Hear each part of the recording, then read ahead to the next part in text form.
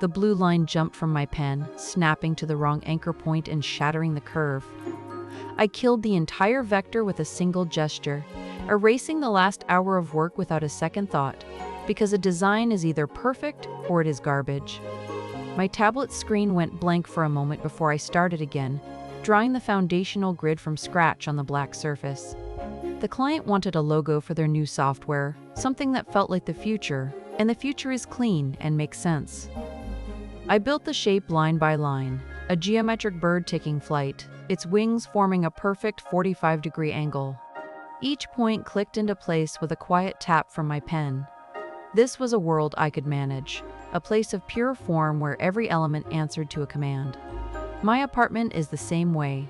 The walls are white, and the desk is a single piece of dark wood with metal legs. My computer sits on it next to the glowing tablet and a black keyboard.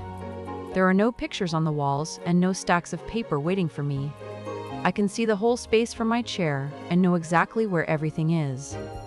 This quiet is what I pay for. The cool light from the screen was the only light in the room.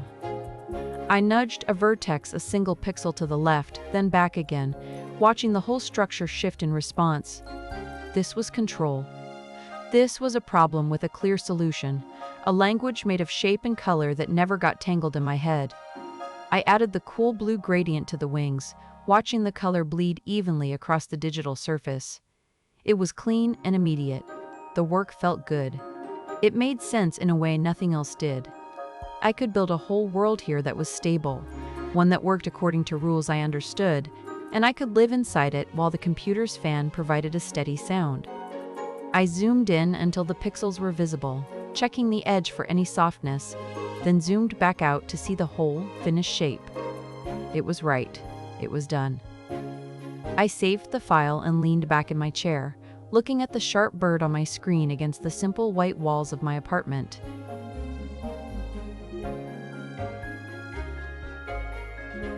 Hold the book up a little higher so the light catches the title.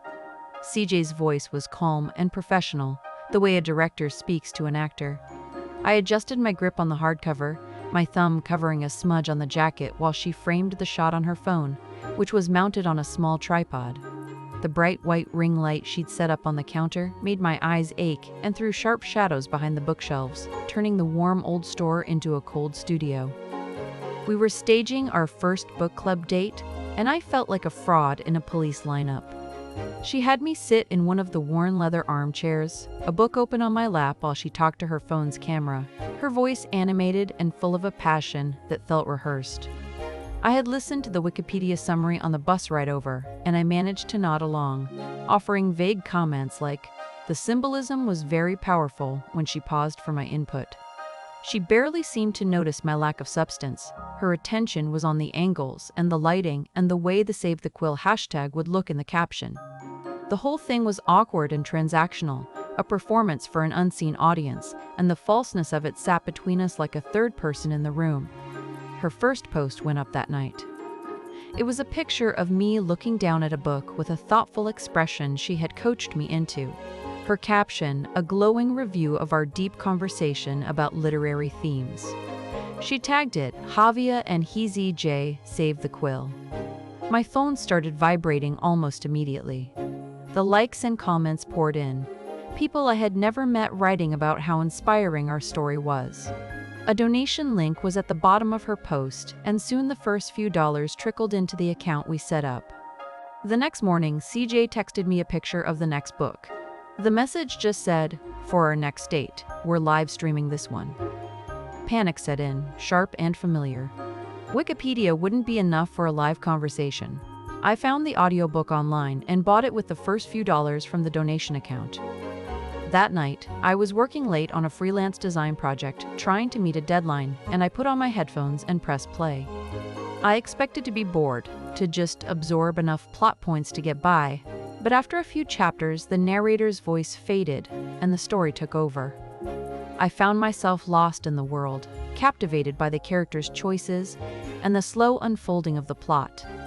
I finished my work and just sat there in the dark, listening until the final words of the book.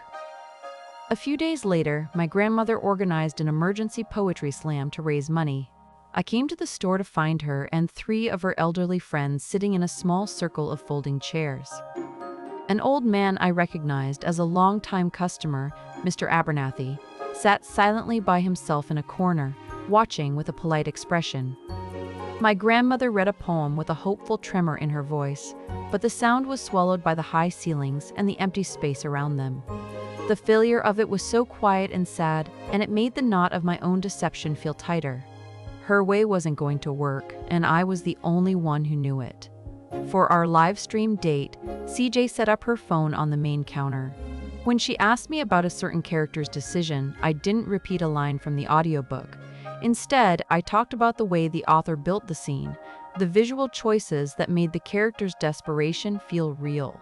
I said it was like a designer choosing a color palette to create a specific feeling. CJ looked at me, her professional smile faltering for a second. She seemed genuinely surprised, and then she leaned in, her eyes focused on me instead of the camera. The conversation flowed after that, a real discussion that felt less like a performance, and for a few minutes I forgot we were being watched by thousands of people. The next day, a formal email arrived from Giordano's lawyers. It was a cease and desist letter, full of legal threats and demands that we stop our campaign. I felt a surge of fear, but CJ was ecstatic. She had me post a screenshot of the letter on all our social media channels. It was like pouring gasoline on a fire. Our followers were outraged. The story of the corporate bully trying to silence the small family bookstore was perfect. The donations, which had been a steady stream, became a flood. My good mood soured when I walked into the store and heard Gloria on the phone. She was talking to a rare book dealer, describing a signed first edition that had been my grandfather's favorite. Her voice was steady, but I could hear the pain underneath it. She was selling off the store's history piece by piece to pay the tax bill. I tried to tell her to wait, that we had money coming in, but I couldn't explain where it was from without revealing the whole lie. She just gave me a tired smile and said she was doing what she had to do, and the distance between us felt enormous. The campaign hit the halfway mark, $7,500 a week later.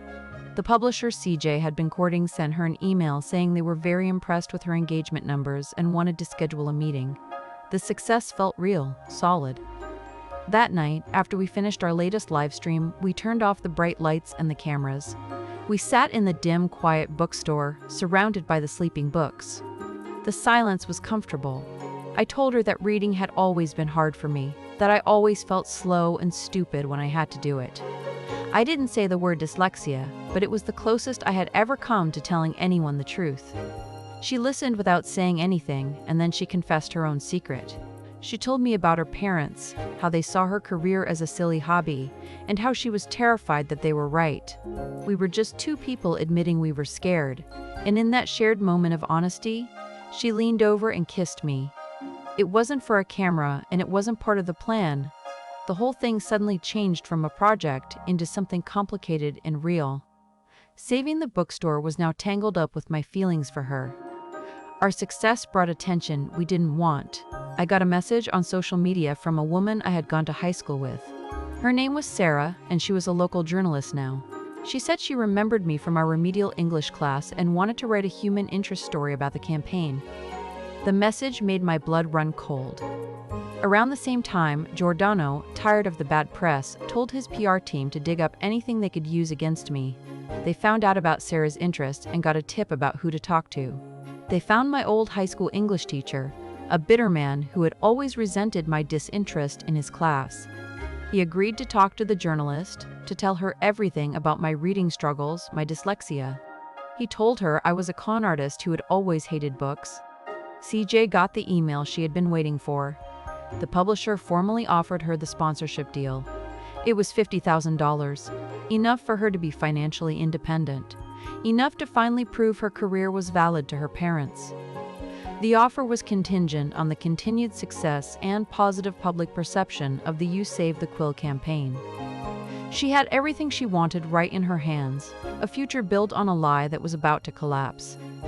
The phone rang while we were planning our next post. It was Sarah, the journalist. I watched CJ's face as she listened, her expression slowly freezing over. Her posture went rigid and the color drained from her cheeks. She said a few quiet words and ended the call. She placed a phone on the counter and looked at me, her eyes wide with something beyond panic. "She knows," she said, her voice flat. "She has an on-the-record source. A teacher from your high school. The story is about the book-loving hero who can't read. It runs tomorrow morning." The lie was over. The world we had built was gone. The sponsorship, the donations, the public support, all of it would vanish when the story broke. My deepest shame, the secret I had carried since I was a child, was about to become a headline. We had lost. We sat in the dark bookstore long after we should have gone home, the silence a heavy blanket. The streetlights outside cast long shadows through the front window. My first instinct was to run, to delete my accounts, change my number, and just disappear before the wave of public hatred hit. CJ was quietly cycling through PR strategies, ways to spin the story to save some part of her career, but every idea died on her lips, hollow and useless. I looked around the room, at the tall shelves packed with stories I had never read. I saw the maps my grandmother had put on the walls, charting the journeys of fictional characters. My lie had brought me to this place, and in doing so, it had shown me a truth. I had fallen in love with the feeling of this store, with the community it represented, with the idea of sharing stories. Its value was not in the words on the pages, but in the connections they created. I was not going to run. This was my story now, all of it.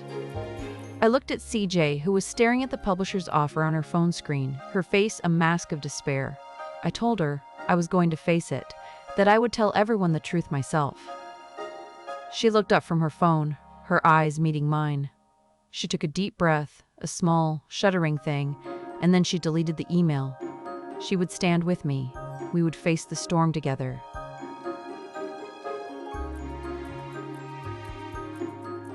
"We should go live," I said, the words feeling strange in the heavy silence. CJ propped her phone against a stack of books on the counter, the angle low and unflattering.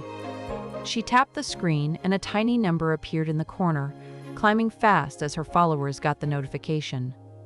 We didn't have a ring light or a plan, just the dim overhead lamps and the truth that was about to ruin us.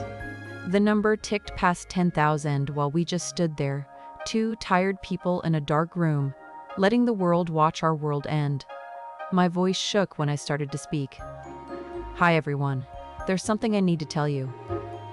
I took a breath that did nothing to calm my racing heart. "The story you've been following, the one about the book-loving grandson fighting to save his family's store, it's a lie. I'm not a reader. I never have been." I looked down at my hands, at the way they trembled.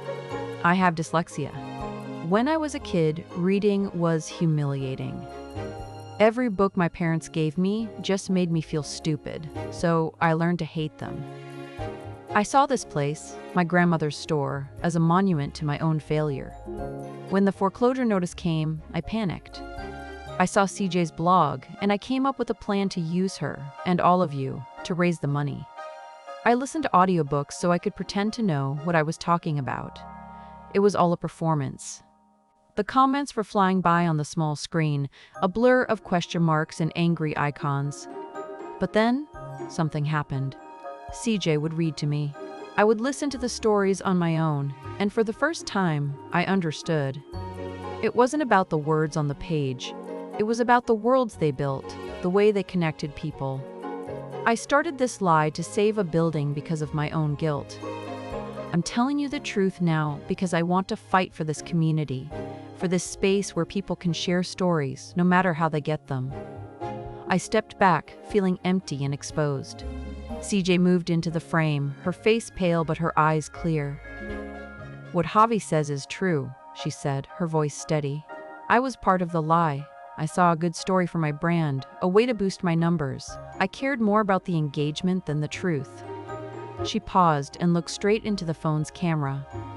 "This morning, I was offered a $50,000 sponsorship from a major publisher. It was everything I've been working for. I am officially rejecting that offer. This campaign taught me that an authentic community is worth more than any metric or any sponsorship. So I am pledging my own savings, $10,000, to start a new grant for independent community spaces like this one." She ended the stream. We stood in the quiet, the darkness of the bookstore feeling absolute. My phone and her phone started buzzing on the counter, a violent, insistent noise that we both ignored. My grandmother came down the stairs from her apartment above the store, wrapped in a worn robe. She must have heard us. She looked at my face, then at CJ's, and she didn't ask any questions. She just walked over and put her arms around me, holding me tight. The next morning, the journalist's story ran, but the narrative was no longer hers to control. Our confession was the real story. Screen recordings of our live stream were everywhere.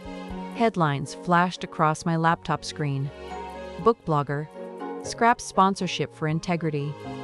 The lie that saved the Quill and Compass? Dyslexic grandson's confession sparks outpouring of support.